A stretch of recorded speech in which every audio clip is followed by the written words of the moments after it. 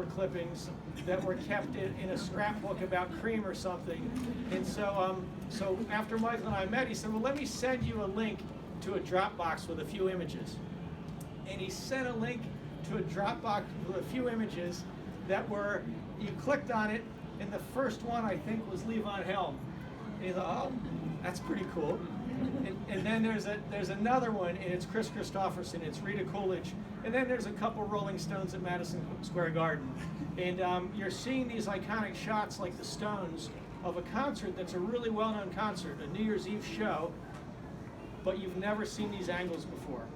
And you realize that the person taking these shots really knew what he was doing and had access that was unbelievable. And then when you got to know Michael and understand his background working with Albert Grossman and being the person on the ground in Woodstock and the person that the artist would go to because he was the same age as them, and they really connected, you understood why all this stuff was so special. And it's really an honor for the museum. We've been actually working with Michael and Donna for a couple years to make this happen. We wanted to be the first place, but it popped up at a great gallery in California first and some other things, and that's okay. We're just thrilled that it finally came together now, and we're so honored that our curatorial team led by Karen Herman, I think they did a terrific job of capturing the feel of it and putting this exhibit together.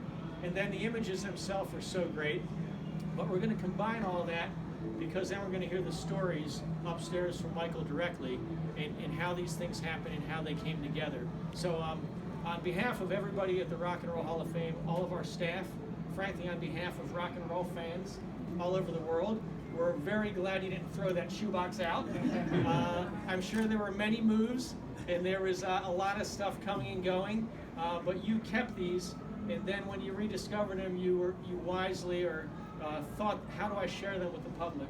And you're doing that here at the Rock and Roll Hall of Fame. So please join me in thanking Michael Friedman for making this possible.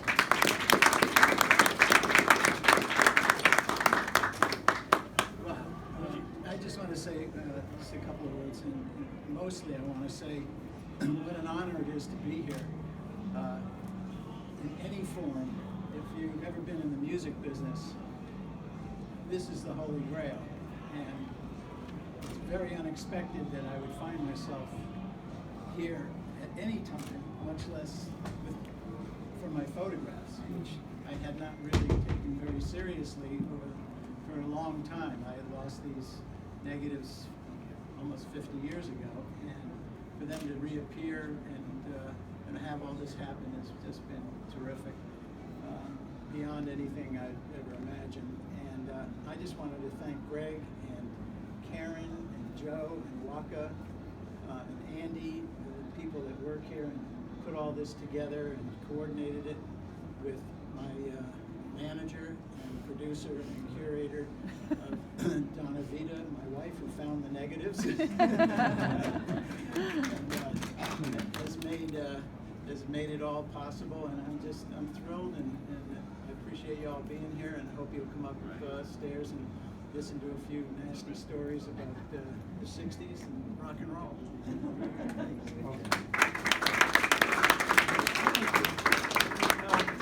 So upstairs starts at 7, but in sort of true fashion, there's a bar in the theater, and if you want to go up early and grab a cocktail and get settled in, feel free.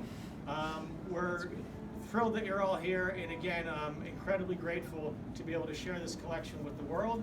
And another very nice plus in all of this is that you love the objects and you love the images and all those memories, but getting to meet somebody that's a terrific person that lived it and then is open to sharing with everybody has been an honor. So Michael, thank you. All right. If we had a cork, we'd pop it now.